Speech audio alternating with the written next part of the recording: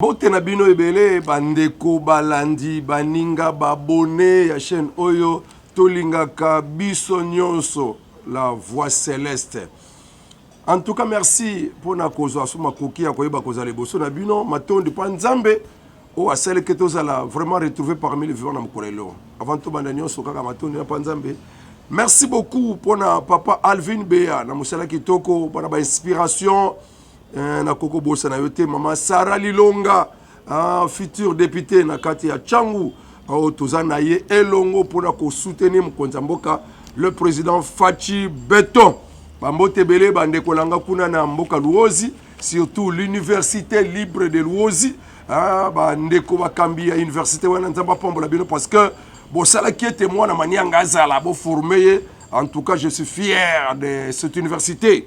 Mbote na bande kokuna na kati ya Ndandanga ba ressortissa de Ndandanga mbote belé ba mboka ba Kindezi ba ndende ndendezi Kindezi pardon Kindezi ba mbote belé. En tout cas na komi déjà na posa déjà na banda yo mutoza nanu ko s'abonner nanu te o s'abonner nanu te le kana ko s'abonner. Oh j'aime na yo pezangati j'aime na yo ezangati aimer l'émission.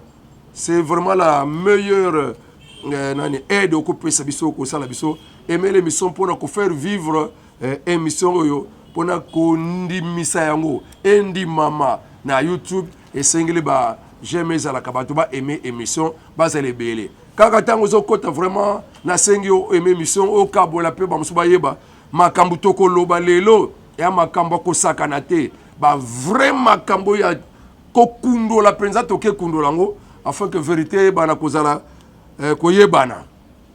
Donc le premier point, niveau actuel il y a FARDC fait peur au Rwanda. Le niveau actuel de FARDC fait peur à Kigali. Le 1-23 au bout de la patience. Le Rwanda en faillite financière. Warende tokobanda kolobela mpe moi si je wana. Deuxième sujet, sujet nini, ils ont des makambo oyo, il y a bras de fer entre la famille biologique et à Cheribe Okende et la justice.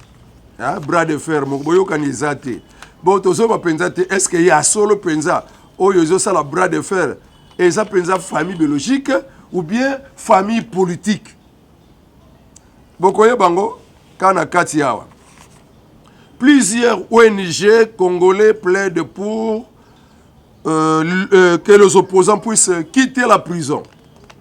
Donc, ONG moko ba sangani pona ko plaidaka ko kende ko lukaka bipai na bipai ko bimisaka ba opposant bato bazala ba boloko bakanga ba ona ba mbeba pona ba bimaka na boloko. Boye bakata biminde ni abi boye binani mutasali ke intervention. Donc ils ba ONG belé eza bongo. Toko souki c'est une affaire francophonie de Tokobeta Masoloana. Alors toke mbalamoko na premier point. Le FARDC monté en puissance. Bon on a que la fois passée samedi passé comment démonstration en force ezalaki na Kolwezi Lubumbashi pe na Kinshasa awa. Ndenge ni mokonza mboka sili ko restructurer, réformer armée na biso. Ba manduki, ba blende, bango moko na teni ya sika, ba kotaki na ba venu na boulevard côté ambola pona ko lakisa le monde entier que RDC azali. Toyebi même nde tozaboye ba minduki mususu ba armement mususu logistique mususu eza déjà na kati ya port ya Boma pona ko kota na kati ya mboka ya RDC. Pona ko kota na kati ya Kinshasa, Goma pe panza na bisika nyonso fale kende Lubumbashi. Logistique eza na kati ya port ya Boma. Ezo ya mususu à part obo monaki ko tambola. Bipai na bipai. En tout cas etika ki boyete Herman Cohen et mamaki aloba. Préparation de guerre mobimba oyo monaki wana. Oyo monaki wana eza pona ko talisa Rwanda ke RDC eza mboka ya koniatela tendengo mesala koniatela yango. Yana ba militaire ba uti formation bango yeyo na ba teni asika. Oba 1-23 bazala ngona noté. Donc Fachi déclare la guerre au Rwanda. Déjà, quand on a démonstration, c'est déjà une démonstration de guerre que Rwanda prépare-toi. Tous awana la pona kolanana moi c'est le feu EAC. Et lelo mikolo de wazalendo batu baza au top ya bitumba. Et ba M23 bazo sasa bango makasi. Et pas ya ba wazalendo. FARDC azana kati ya cesser le feu. Ba respecter cesser le feu comme EAC mutalobaki. Mais wazalendo parce que bango baza ozage bango ba M23 ba yoka la bango cesser le feu. Mais bazo ko rencontrer ba wazalendo dans nzela bango ebele ba kufi pe ebele ba kangami na ngambu ya ba M23 à partir kaka ba wazalendo. Alors félicitations na ba wazalendo na biso, ba patriote na biso, ba autodéfense na biso pona musala kitoko ya ko batela mabele. Nouveau chef d'état-major ya Rwanda. Ah bazana un nouveau chef d'état-major na Rwanda. Asidi ko la déclaration, asoloba que le Rwanda n'est pas prêt pour combattre et pour batailler avec la RDC. Le nouveau chef d'état-major rwandais déclare n'être pas prêt pour faire la guerre à la RDC. Oyoki, kaka à partir ya ka makambu ya moni. Yoya biloko mosu ba bomba kangote. Faut ba tuba mona ndenge kaka réussi à salaka. Je les attendais, je sais ci, je sais là, je sais là. Tant que banguna ba yoki yango ba bangi. Papa na ni minduki. Pe babanga ko affronter. Rwanda sakla biso ba monika président Félix Tshisekedi lokola eloko moko ya ko vandela ya ko sakala ko niatela. Dès kaka lakisi bango biloko wana ba changer ba vie. Nini susu Willy Ngoma en détention kuna na kati ya Est alingaka kima tentative ya kokima mais bamindele wana soko salili bango ke olingo kima bakokanga yo kaka aza en détention Willy Ngoma wana ye alingaka kima amonike makambo yo simba sute ba ratio ezo ya penza sute et comme étape ke bakende cantonnement na Rumangabo. Après cantonnement siko bakoma banani amonike non ça c'est vraiment tempéré to sali alors malamu nakende koluka vi côté mususu ba boetie ba vandisi wana sous surveillance. OK. Herman Cohen sima komona ba démonstration nyoso wana yo ka ba déclaration à sali. Ah! Le président Félix Tshisekedi est comme une tortue qui cache sa vraie face, sa vraie nature. Observez bien la façon de faire du président Félix Tshisekedi. Hein? Les choses, observez bien les choses, sa façon de faire les choses. Il est juste génius. Apenza, mutamayele, mutabouania. Il gagne du temps, mais quand il sort sa tête, il frappe et il vous laisse dans une confusion totale. Voilà une déclaration Herman Cohen, ancien diplomate américain. Alors là, tu as malembe. Donc victime, vraiment, le Rwanda nous agresse. Le Rwanda nous agresse. Abimi lokola victime, moko boye, bifunda funda. Se plaindre. Lokola mutomoko ayebe le côté, lokola mutomoko salaka le côté. Lokola mutomoko azama kasité. Yasenga kaba baninga basunga ye.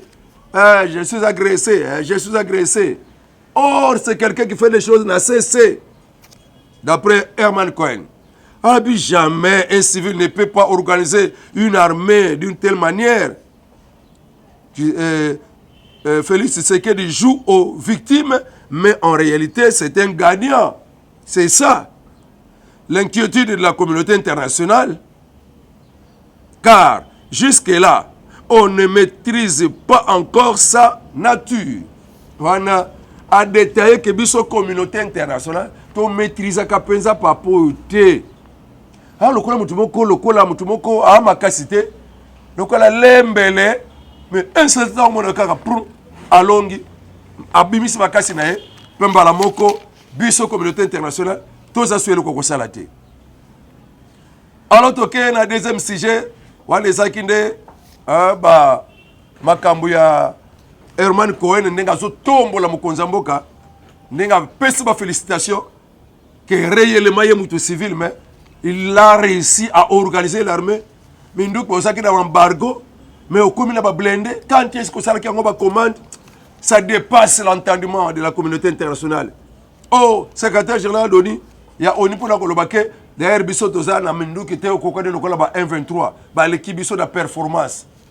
Et on voit maintenant le président Félix Tshisekedi a qui embargo, moins d'une année a commis na ba armement ba logistique wana et les que la bango. Papa tozoye ba été vraiment. Il est qui quand est-ce qu'il a fait ses commandes et les que la bango.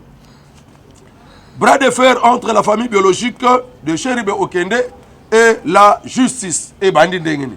Bras de fer, tout que famille biologique à Cheribe Okende, ba kendaka kotika plainte pour la carte à parquet à grande instance de Kinshasa Gombe pour na koyeba na kufunda inconnu pour na makambo enlèvement assassinat. Pour na balinga yeba nani abumi ndeko na bango. Mutakambaka délégation wana ezande Laurent Oniemba. Or Laurent Oniemba alaka moko pe ya kati cabinet ya bavocat ya Katumbi.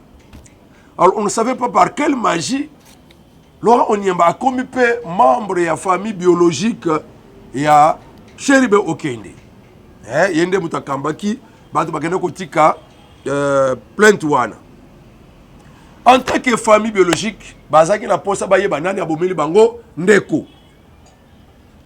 Mais yoka sikoyo tangu justice a pesé qui premières enquêtes nae parce que basenga ki enquête batiribanda mais ça ne dit pas que ba o baza a ba tina te que tozela ka ba wana ba koya kosala ngo et kosala ma ensemble na ba oyo wana na o baza awa o babandaka déjà enquête yango ba ko travailler ensemble.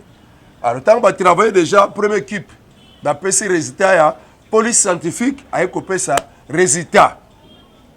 Moutake ko ça la conférence de presse pour na ramener après ça déjà moi ba enquête liboso et pas la famille et pas donc communauté congolaise ici quand nous bazali ba yeba à quel point déjà niveau ni déjà tozali na banquette et ba benga ngo mise au point kuna elobaki d'après ndenge kato yebeli elobaki que Cheribe ya solo kufiki na lisasi wana utaki na munduki wozalaki na kata mutuka na ye munduki wana ezalaki ya garde na ye reste à savoir bango balobaki te ke munduki wana ezalaki utilisé pa ya ye moko kolo munduki balobaki pe te ke munduki wana ba utilisaki yango bato libanda mais premières enquêtes la bango basukisaki kaka wana que Cheribe Okende était tué par une balle et cette balle provenait de l'arme qui était dans la Jeep. Et cette arme était pour la garde. On va garder Cheribe Okende. Alors, nous avons tiré la conclusion. Bango Basiliki. Les avocats de la famille de Cheribe Okende écrivent au procureur de la République.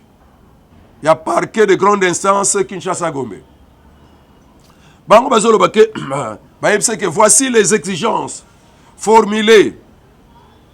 Le collectif des avocats conseils de la famille Cheribe Okende condamne les sorties médiatiques du procureur général près de la Cour de cassation qui tente, selon eux, à préparer l'opinion, à accepter les conclusions qui sembleraient avoir déjà été arrêtées.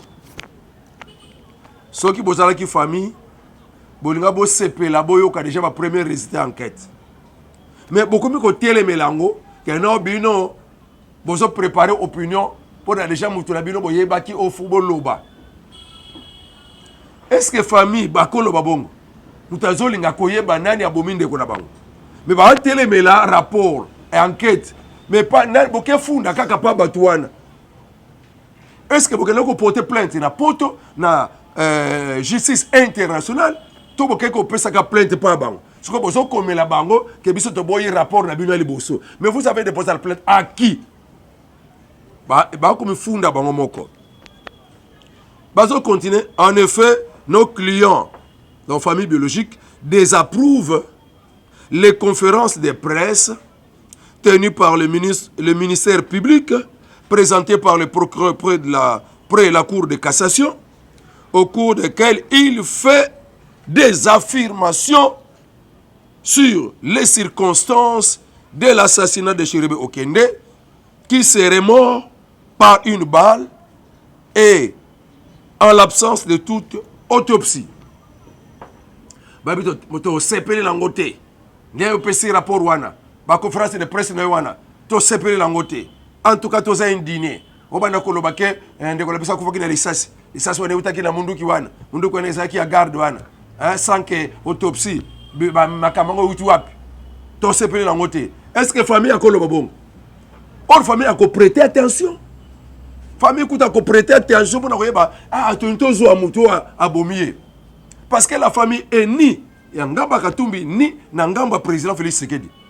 Parce que tout le monde qui la première fois Ngamba Katumbi ba kwesibere pa ngambo ya régime ya président Félix Tshisekedi. Alors ngambo siko oyo ya président Félix Tshisekedi pe bazongiseli ngambo wana et pas ya ensemble ya Katumbi. Siko yo famille mutozoluka entre bango mibale bazobwaka na ba mabanga. Nani abomi?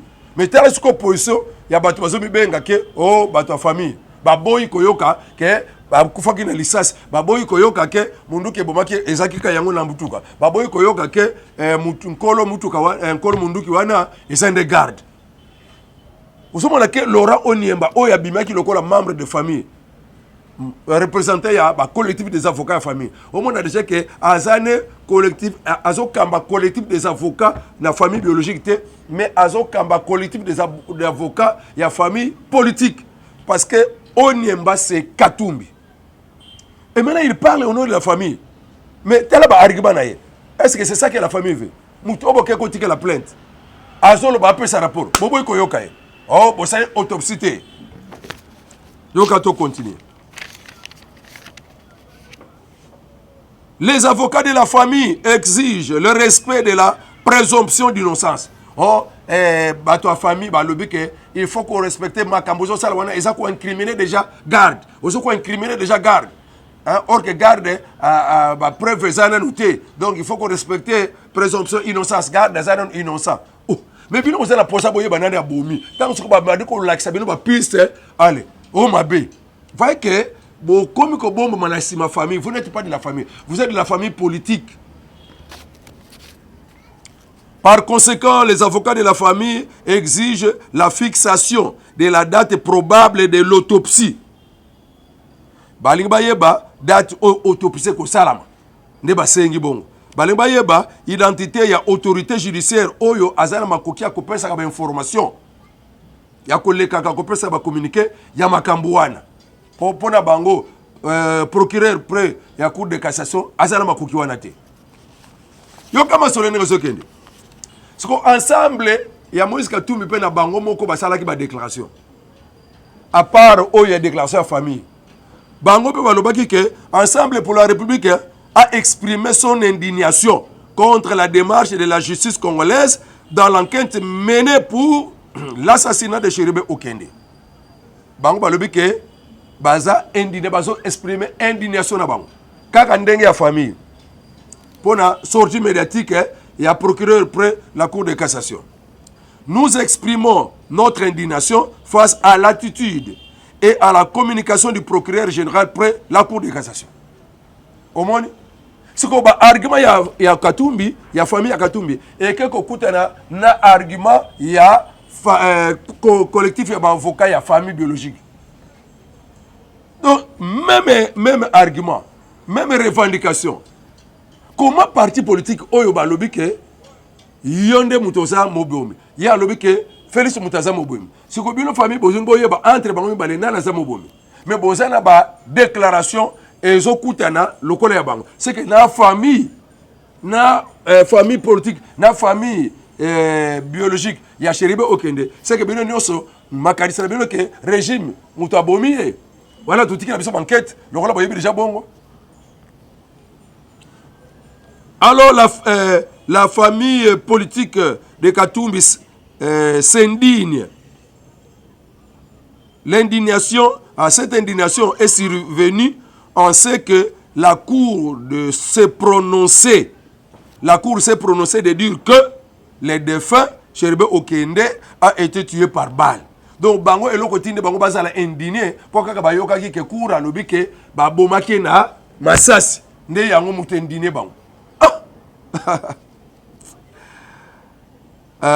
et a été tué par balle sans autopsie et sans enquête extérieure sérieuse. Donc pour na kaka ne balobi ke o akufaki na lisasi et pour na kokufa na lisasi ezolu ko autopsie na nous. Et c'est quand atteint la balabala bato babomaka bato na basasi policier balle perdu. Ce que to lukana nous mundele aya kosa l'autopsie pour to yebaki akufaki na masasi. Oh buso bayoka sikoyo tangu siko bango basengaki ke bapesa bango date ya kosala autopsie. Siko justice ayebisi bango bo ya pour déclaration o ezaki déjà ya lundi mardi. Mardi nango sikoyo bayebisi bango lobi mercredi nde boya mercredi le 26 boya tosala autopsie. Yoka siko réponse na bango ya famille oyo onyemba Laurent azo kamba collectif wana babengisi bango bakende siko na ta bango moko bato basengaki yango na début la semaine basengaki yango po bakotisaki mukanda lundi na procureur de la République na grande instance ya Gombe parquet ya Gombe bakotisaki biso tozana posa toyeba mokolo nini autopsie ko salama mokolo nini banquêteur bakoya siko babengisi bango mercredi bango bazo yebisa siko cour justice mutebengisa bango bapesa réponse boy. La famille biologique de Cheribo Okende s'est dit surprise par la justice congolaise, lui faisant part de la date fixée pour l'autopsie. Oh, baza surpris, ndenge bapesi bango date ya autopsie. Mais bino ba bosengaki ke ba fixé bino date oyo autopsie ko salama. Siko ba bengisi bino ke date ko tala tel jour bokende bozala bino boko témoin. Oh, biso toza surpris. Na justice congolaise pona ye alinga sala autopsie pona le jour à mercredi le 26. Les avocats de défunt Cheribo Okende par le canal de maître Laurent Onyemba estiment que dans l'intérêt de tous ceux qui disent n'avoir rien à cacher, l'autopsie du corps ne saura être faite sans la présence des experts de la MONUSCO et les médecins légistes indépendants. Ah! Oh non, autopsie ne concerne la maté, ce qui présence ya ba expert à MONUSCO bazate. Bino ba bengisi bino bokende. Siko nana yebisi bino ke MONUSCO ba bengisi ete. Nana yebisi bino ke ba médecin légiste bazate. Yo ba bengisi okende ku participer yo muto senga ki date. Ko ba bengisi ke date to kosala yango. Mais bozo complet ko debata MONUSCO bazate to ko yate. Ça c'est devenu comme famille. Voilà, et l'obéissance à famille. C'est Katumbi qui parle maintenant. Donc, non, c'est nous sommes les avocats de la famille. Or que c'est la tromperie. Leur langage prouve que ça, ce n'est pas la famille biologique qui parle. Oh, balinga qui est réellement,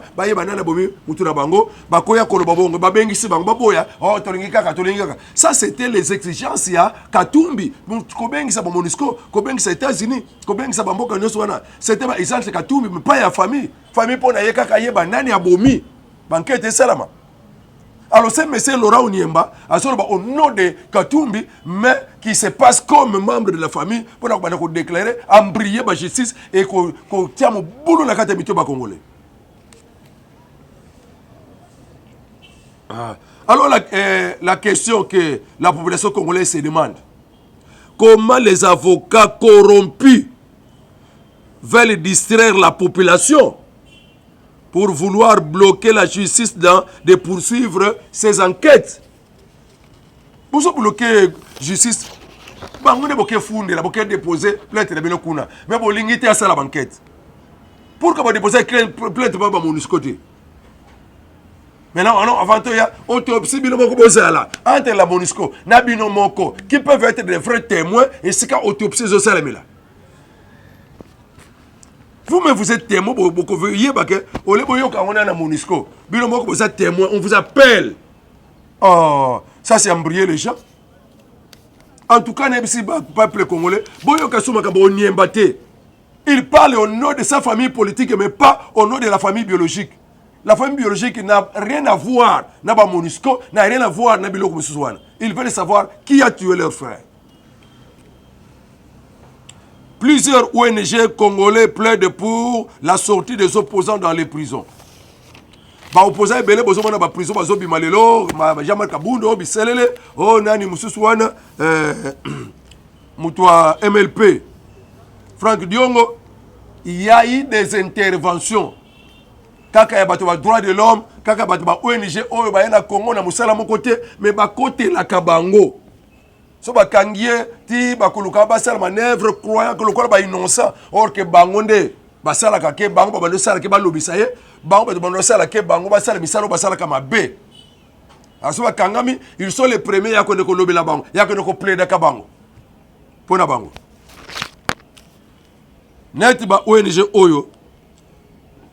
À quelques mois des élections, un groupe des ONG dénonce une vague d'arrestations et de arrestations arbitraires et de détentions illégales. Na kati ya mboka RDC. ACAJ, Mtaliboso. Azado, Yamibale. ARDH, Yamisatu. JA. ANMDH. VSV, voix de sans voix. Donc, bah, ONG Nyos wana basangani, balabeke na mboka Congo, arrestation arbitraire, na mboka Congo, détention illégale. Donc, Sengilito qui est déposé au Canada biso et pas président national. Président de la Commission nationale et droits de l'homme, Batika Memona Bango, pour dénoncer et exiger cessation, il y a arrestation arbitraire, cessation, il y a détention illégale. Ils ont s'opérer na ANER, na DEMIAP, et na justice congolaise. Ba ONG. So ba kangika kuluna. O ba kangi nani. O azake bangonde ba sale la kaye. Ba koya ko s'intervenir pour na muto na bima. Toyoka ki mikolo yo. Et même yemoko ambassadeur ya États-Unis a kende ko kuta na procureur près cour de cassation. Mais tant bimi ba pese micro aboy kolobe un mot. OK là ko sala nini pas ya procureur près à cour de cassation. Tala ba ONG ba ndoki ba ONG. Ba limbo ke zalaka na passe. Ba ya lokola ba ONG, lokola ba ko sala ka musala aide humanitaire. Or au fond bazana ba groupe armé, bazana ba militaire, bazana ba tubazo boma ba congolais, bazana ba tuba nyoko na ba congolais, na désordre wana bango ba profiter ba yibaka. Onga ONG humanitaire. Yango mo konzaba ka président Félix Tshisekedi a procédé na ko tinda mitino na gouvernement basala recensement ya ba ONG nyonso. Le président Félix Tshisekedi ordonne le contrôle de toutes les ONG. Parce qu'ils sont soupçonnés de dérives sécuritaires.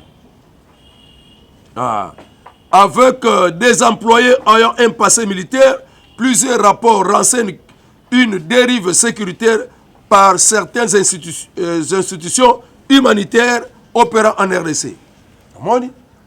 ONG wana baza batu moko na kati na bango ba militaire na kati na bango ba mercenaire na kati na bango batu balingi basala mabe na kati ya Congo mais bango ba défendre ka bango so ba kangika ye ba ko défendre pour ka abima wazo liberté provisoire défense wutu wapi kaka pana bango balinga komona na teke bango batu batinda ka bango mais okomona bango kana ba intervention ba ONG oyo ba ONG ba droit de l'homme ba ONG mususu wana ONG humanitaire lokuta photo yeba yo osala ka musala nini oya banda ka osala je musala nini bilanga wapi bilanga osala pêche wapi pêche osala bon ONG moko osala ke loko te wapi loko kabola mais il s'appelle ONG humanitaire mais osala na loko te or ka yela mission mususu ya ko bumisa ka ba congolais ya ko nyokola ka ba congolais